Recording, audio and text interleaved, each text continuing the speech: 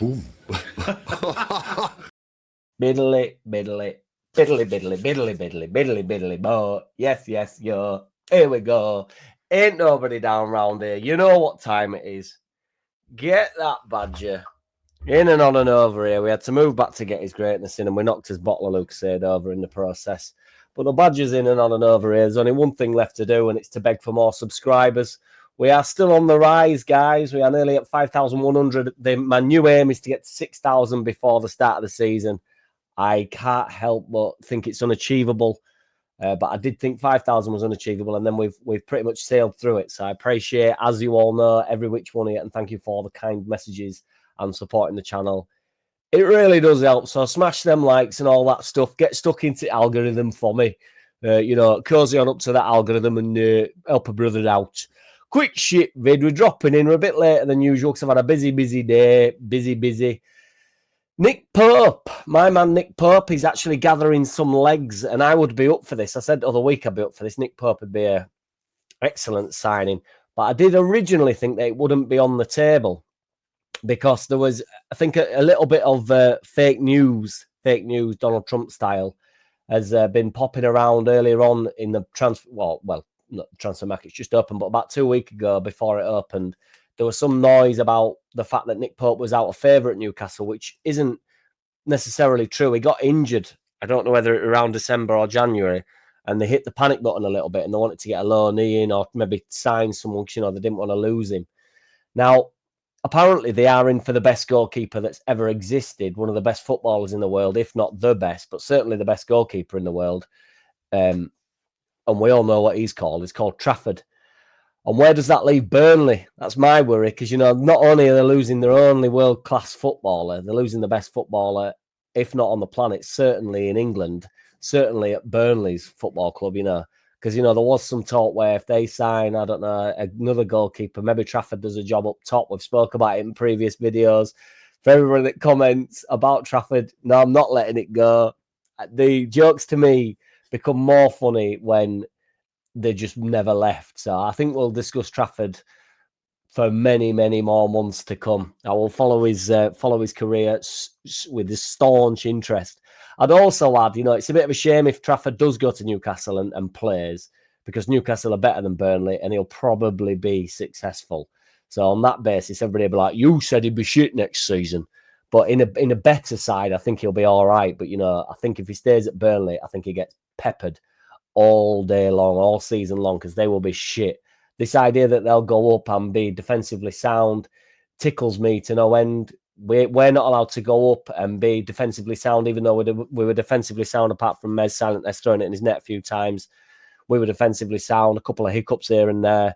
We were attackingly excellent. We scored a truckload of goals, but for some reason, when we go up, we won't be attackive. We won't be able to attack in the Premier League because it's such a step up, and we won't be able to defend because it's such a step up. But Burnley can step up for, they're immune from this step up. They can step up and defend for some reason, but we're not here to talk about Burnley. We are here to talk about Trafford, but we're actually meant to be talking about Nick Pope. Nick Pope's 33, but that's only a pup for a keeper, in it really. We don't need to worry too much about that. He did get injured last year, but he still managed to play 28 times for Newcastle.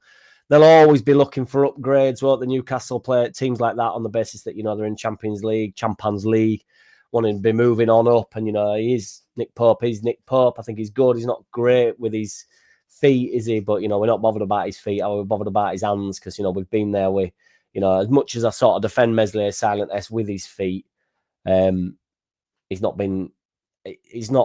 that superb on the ball. So I just think he's half decent on ball. That's all. When he does sort of, I know he pings it out of play, but all keepers do. But we're not here for that. We're not here to talk about that. There is also some talk that he would want to fight for his position at Newcastle. And to be honest, I think that'd be a good shout on his behalf. This is what I'm saying. If they're bringing Trafford in, I know, like, jokes aside, how good actually is Trafford? It's a big ask, I think, to say that he's better than Nick Pope right now.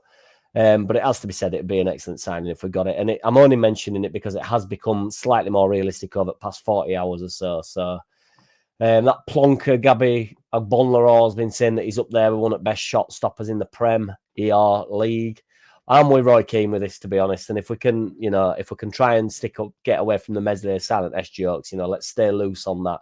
But I'm with Roy Keane that, they're all good at that, aren't they? And this is not an excuse for my commenters to come in and go, well, Meslier ain't good at shot stopping silent S.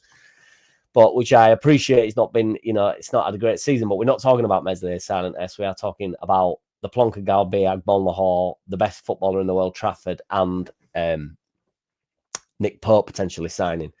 So, he's a good shot stopper, though, but they all are. It comes as standard as a goalkeeper, doesn't it? It's kind of the same as suggesting that, a Premiership, Premier League or a professional footballer has, he's got a decent first touch. It's like, well, he should have a decent first touch.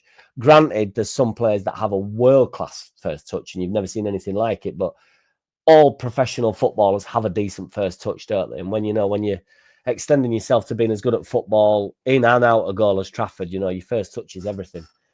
Ramazani is in the news a little bit. Some utter bollocks about, a link to Rangers. I don't know whether it's just because 49ers are now involved in Rangers and this is going to happen a lot. I don't think we'll be in a rush to get rid of our wingers, in fairness. I wonder whether, does Ramazani party a little bit too much for my man, Faki Fucker? I don't think so. I think he was quite happy to let them let their hair down one and go for it. I mean, Ampadu was absolutely annihilated when he on bus and stuff. So and Farco making some relatively inappropriate jokes himself, to be fair. So, I think they had a good dude, didn't they? So I don't think he's bothered about that. It does spark the question, though, who you believe can make the step up. I'm in a group chat with my boyos, Lockie, Joe, Luke, and Andrea in absolutely no order of sequence. It's just the names that pop in my head first. That's not a hierarchy system. And we were just discussing really whether or not the wingers will be able to make the step up. To be honest, I'm least worried about Dan James making the step up. And people think that Dan James will probably be the least effective winger that we have. But I just think for where we're sort of at, if we are aiming for 15th, 14th, 15th in league, I think Dan James will be extremely useful. Now, I do back Nonto, to be fair, in that league. I think he's really good on ball. And when we're actually having to break a little bit, same with Ramazani, to be perfectly honest. If we get Solomon back, none of them have ever done it in the Prem. But I just think my point is with Dan James, when it comes to working hard and stuff, you get a lot more out of Dan James than just breaking forward. I agree, perhaps he's not going to be able to get the goals and assists that he has done in the Championship, but you've got to give him his eggs, haven't you? And you've got to put his eggs in his basket. And what I will say is it's an interesting position because we are relatively strong in that position, even though we don't have necessarily any world beaters. Nobody in the league in the Championship did say what Somerville did the year before for us, even though we became overly reliant on him. Even though we're strong in that position, it is also a position that you can bring real talent in, isn't there? Because there's a hell of a lot of wingers floating around out there that, really skillful, got a real good eye for goal and stuff. You can pick them up relatively cheap. Every sort of technical, decent footballer tends to be a winger, don't they?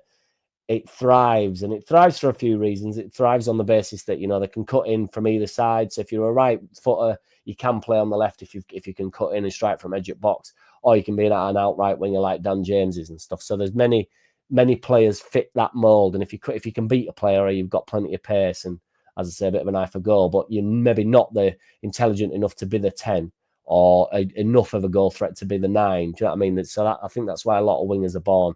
You'll find when somebody's half decent on ball, even at any level, ask them where they play, it's normally on the wing, isn't it? Whether you like it or not, centre midfielders are cut from a certain cloth and number 9s are cut from a certain cloth. I mean, at a shit level, you don't really play the 10 role. I don't know whether we'll be doing it in the charity match. We'll have to ask Joe, but, I think Lockie will occupy the 10 role potentially. Apparently, we have made some contact with Callum Wilson. And it will come to absolutely no surprise whatsoever that Everton are also interested in. And I'd like to say that you can't write this stuff, but people do. So apparently Everton have been told to get a move on due to the fact we have actually made contact with Callum Wilson, or certainly his representatives, and also made contact with a big German striker called Devi Selke, another centre forward, plays for Hamburg, 6'5", big bastard target man he looks like. 23 goals in 33 games, a bit of a goal machine as well, so that's exciting, isn't it? So it's gonna get saucy. Are you thinking we're gonna get a signing in before the window closes for 6 days or whatever it is, or do you think it'll all come after that when it reopens? I am on the fence right now, but I would like to see some movements. Evidently, I'd like to get a couple in really early doors, even if it's not in this little bit of the window. You know, as soon as it opens, I want us to snap back to reality. Oh, there goes gravity. Oh, there goes gravity. Don't forget, get them subscribers up, yo.